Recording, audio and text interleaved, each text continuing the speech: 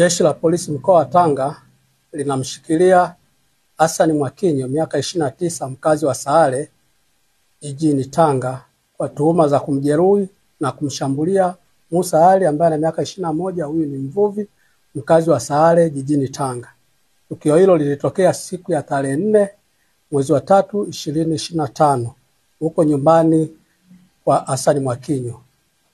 Uchunguzi wa shauri hili unaendelea, ukikamilika mtuhumiwa atafikishwa mahakamani.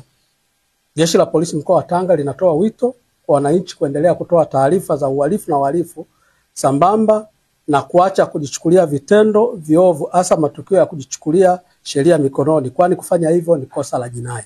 Kumekuwepo na tuhuma mbalimbali ambazo zinamtuhumu Hassan Mwakinyo kwamba amekuwa akifanya vitendo siku za nyuma.